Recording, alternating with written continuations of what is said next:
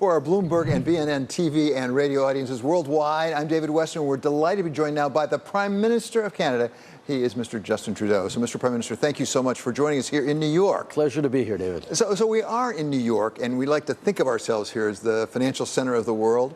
What do you make of what's going on right now in the U.S. banking situation? Because your banking system is integrated with ours. Are you worried about our banks? Well, I think any disruption in banking is something to be alert to. Canada has extraordinarily solid banking systems, as we saw through the challenges you all faced in 2008 that we didn't face. We're watching carefully. We're there to be helpful if we need to, but so far things seem to be underhand. Are you worried about contagion at all? Things that are happening here making it up north of the border? I think that's a concern that people will automatically have. We need to keep watching closely, but I'm not overly concerned. And what about the economy, the situation of the economy? We're getting economic numbers out here, also up in Canada. Obviously, we've had an inflation problem. The central banks are trying to get that under control. We're seeing some slowing, I think maybe in both economies. What do your experts tell you about the U.S. economy? Are we going into recession? Is it going to drag you into one? I think we're all aware that there are choppy waters coming for the global economy, potential slowdown. The question is more about how long it'll last, how deep it'll be, and where it'll hit hardest. In Canada, we're seeing inflation come down fairly aggressively. We should be down around 3% or even lower by the summer, so that'll take a lot of the pressure off. In terms of slowdowns, the biggest challenge around slowdowns is always job losses. And we're just seeing such strong job numbers right now in Canada and indeed in the United States that the slowdown might happen, but the job losses may or may not be that significant. And one way or another, in Canada, we're going to be ready with supports if it happens. We've seen two of your priorities come together recently with respect to the Volkswagen plant, the battery plant up in Ontario. Two priorities. One is climate. You set out as a goal for Canada to be a climate leader and for you to be a climate leader. At the same time, you want to attract investment into Canada. You see them come together. Give us your sense about that investment, because there was a substantial subsidy involved. Is that something you wanted to do, or is it something you had to do given what the United States was doing with the Inflation Reduction Act? You know, it's funny, David, because when you said my two priorities, I thought you were going to go with the critical minerals that Canada has that the world needs in the production of batteries and the great workforce we have in Canada, which are the two priorities that we've been focused on. The resources in the ground and the resources above the ground are really Canada's value proposition for companies coming in. Yes, the IRA is something that we've had to step up to make sure we're competitive, but we're going to be a lot more strategic about how we pick and choose the right investments. We can't just do it blanket like the US can. And therefore, picking and working with the Volkswagen plant, which is really looking at creating batteries, 1 million batteries a year for the next decades, and implanting that in a strong community where the opportunities are there for growth, the opportunities are there to source nearby critical minerals with green electricity. Like, these are all things that they were looking for, and quite frankly, companies and countries like Germany and Japan and South Korea are very, very interested in Canadian critical minerals, Canadian quality manufacturing, and I'm glad to be down here working to draw in some American investment as well. Climate is a big priority for you. Yes. And going forward, do you see individual circumstances like the VW plant you'd step up to? Would you have an overall policy? Do you endorse the notion of subsidies to try to expedite the green transition? Well, I think the advantage that Canada has is we've been really working extremely hard on creating that framework for green investment for 8 years now. And everyone's saying, oh, how are you going to respond to the IRA? My response is the IRA is a little bit of a response to what Canada's been doing and that the U.S. fell behind on for 4 years under the previous administration, not looking at the incredible opportunities that come with climate leadership. So we're going to continue doing this. We put a price on pollution years ago that is continuing to increase, and it works because we return more money into the pockets of the average families, even as we put a price on carbon emissions. And that's something that both pushes industry in the right direction and makes Canadians feel like they're part of fighting climate change and growing the economy. As you say, I think in your first term you put a carbon tax or a price on carbon in Canada. And then won 2 elections on it. And won 2 elections. Congratulations. You've had various policies. In fact, Canada for some years has had various policies. Clearly, you're committed to it. Clearly, you have the strategy.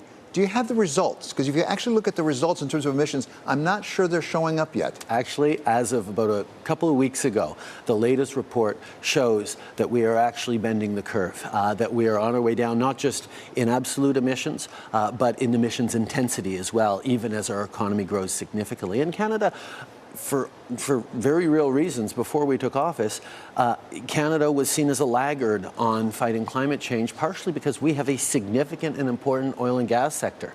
But what we've been able to do is demonstrate that the energy sector in Canada writ large, including oil and gas, is going to do well as we decarbonize, as we invest in things like CCUS, as we make the change towards hydrogen. There are tremendous opportunities to be ahead of the curve in where the global economy is going, and Canadian leadership is going to be a big part of that solution. You referred to some of the minerals you have in abundance up in Canada. As I say, you really want to encourage, obviously, foreign direct investment. We have those two coming together right now in the Glencore proposal with respect to Teck. A lot of controversy that I've read about, including your opposition leader now is saying, boy, it's a terrible mistake to have Glencore, a Swiss company, buy this Canadian company. How do you analyze that problem? I mean, you want foreign direct investment, but are you giving up something in terms of control or indeed in terms of jobs? Well, first of all, Teck is a great company with its headquarters in Vancouver, thousands of jobs in Canada, and it's certainly something that we're looking very, very carefully at, because it is important to have these great companies in Canada and that are trying to do the right things the right ways. But that's why we have a rigorous process that's going through that our industry minister is looking at carefully, and we'll follow along and make sure that we are consistent in the way we apply the process and the rules so investors can know what they're getting into. We need to be predictable, and that's what Canada's working to do. Is it important for your climate approach who controls a company like Teck? Because as a practical matter, what happens in the green transition will depend on somebody who produces coal, who produces some of the things that Teck's involved in. Is it more important that it be a Canadian company than a Swiss company? What's more important to me is the company behaving the right way towards the environment, whether it's a local company or a foreign multinational.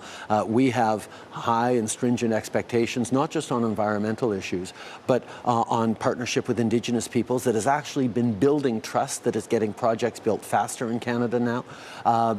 And we also care deeply about the quality of labor, the pay that's being paid, the support for workers. That's where the investments we've made in things like $10 a day childcare, in dental care and public health care are actually part of the competitive advantage that absenteeism in Canadian factories is way lower than in American factories. There is a quality of support for the middle class in Canada that we're building on that is all part of where we find it's actually advantageous for global companies to come invest. Talk about foreign investment for a different direction, China. There are new restrictions, as I understand it, on state-owned enterprises from China investing in some of the mineral resources of Canada. Some people in that area in Canada say, wait a second, by curtailing that investment, you may be curtailing the production of some key elements to make the green transition. How do you strike that balance? We have seen over the years China not hesitating to use its trade leverage for geopolitical gains. And that is something that we have to be very, very mindful about. And the pandemic taught us that resilience and reliance on friends and places that share our values for essential inputs to the economy we're building is really important. What we've seen around semiconductors, what we're seeing around the fact that all of our lithium in the world pretty much comes through China now, it doesn't have to be that way, and that's why we're building that resilience, not just for ourselves, but for American friends, for European friends, for people who are willing to buy our lithium and not want to be entirely wrapped up on parts of the world that are less reliable, as Europe understood when Russia turned off the taps for oil and gas. We've watched the Biden administration work its way through an approach to China that both really protects national interests, including national security interests, but at the same time does have some economic relationship with them. What is the Canadian approach to that? Are there things actually that the United States could learn from that? Well, one of the things that we have to be around China is extremely clear-eyed. There are areas where we can and should be engaging and working together. And a good example of that was Canada just hosted the Nature COP, COP15 in December in Montreal, alongside China, where we came out with some very ambitious targets for protecting biodiversity around the world, 30% by 2030. These are good things that you can do together. But there's other areas where we're going to have to absolutely compete and even challenge China on the economic spheres. And there are other places where we're going to have to actively contest China on human rights, on labor standards, on how they're engaging with different places around the world. We need to be thoughtful and solid and predictable, but very firm on our values. Are you and your administration in Ottawa coordinating closely with Washington, the United States, on exactly those sorts of approaches? Because they're very difficult issues. Actually, I'd say we're not even just coordinating the two of us, we're coordinating at the G7 level. In a couple of weeks, the G7 leaders will all be gathering in Japan at Hiroshima to talk about how we deal with what Russia has offered as chaos to the world, the challenge that China represents, even as we continue to engage, and doing that in a thoughtful, strategic way that actually recognizes our capacity to bolster democracy at a time where perhaps it's fraying around the edges by working together, by aligning ourselves in the things that matter most to all of our citizens and people around the world. Give us your thoughts also on the Canadian approach to immigration. I know President Biden was just recently up visiting you, and there was a new agreement reached that sort of took care of some of the issues about immigration and how we handle it. It's a difficult problem, at least for us in the United States. What is the Canadian approach? How is it different from the United States? And again, could we learn from what you're doing up there? Well, Canada has long had a very strong immigration system that Canadians have had confidence in because we were able to control people coming to our country, and that meant we were able to do more on immigration and more immigration without seeing political backlash. Canadians know that welcoming people into our communities contributes to the wealth of that communities, creates opportunities and jobs. That's how our economy continues to grow so well, and that's what we're going to continue to do. But it does require us to be able to reassure Canadians that we do have control of that process, and that's where the new agreement with President Biden on renewing and adjusting our Safe Third Country agreement was important. And finally, Mr. Prime Minister, you just gave a speech at the Council for Foreign Relations. I was pleased to read, and it sets out sort of a newish approach to really dealing with international economic matters, in which says free trade is fine, but it can go too far. But that basically we didn't have the values reflected that otherwise we would. It's not quite that. It's that we know that trade creates growth. That is a great thing. But if the benefits of that growth don't accrue to citizens, they will start pulling their support away from pro-growth policies like trade. And that's where, within the trade deals, I mean, Canada over the past years has become the only G7 country with a free trade deal with every other G7 country. And we did that at a time where lots of countries are turning inwards and a little more protectionist. We did that on the one hand by making sure that there are labor standards, women protection, equality of women protections, indigenous standards, environmental standards in the trade deals we signed, so people are supportive of those. But also to make sure that we are investing in the middle class and people working hard to join it with things like childcare and dental care and health care that make sure that people know that as the country grows, as the economy grows, they're going to be carried forward into a positive future that has room for them. And yet, at a time where we're all facing inflation, one of the benefits of free trade without some of the encumbrances was lower prices. Can you achieve the goals you're describing, which are laudatory goals, without people paying a higher price, without the standard of living coming down somewhat? And is that price worth paying? I think there's a question we have to ask ourselves as we pat ourselves on the back for our system of free market democracies.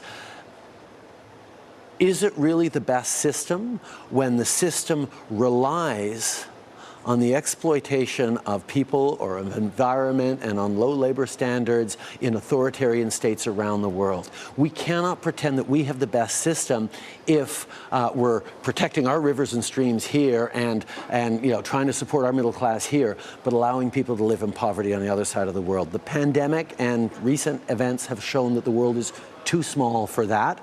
We have to be a little more rigorous and have a little more integrity in how we look at our systems, and I think people are ready for that.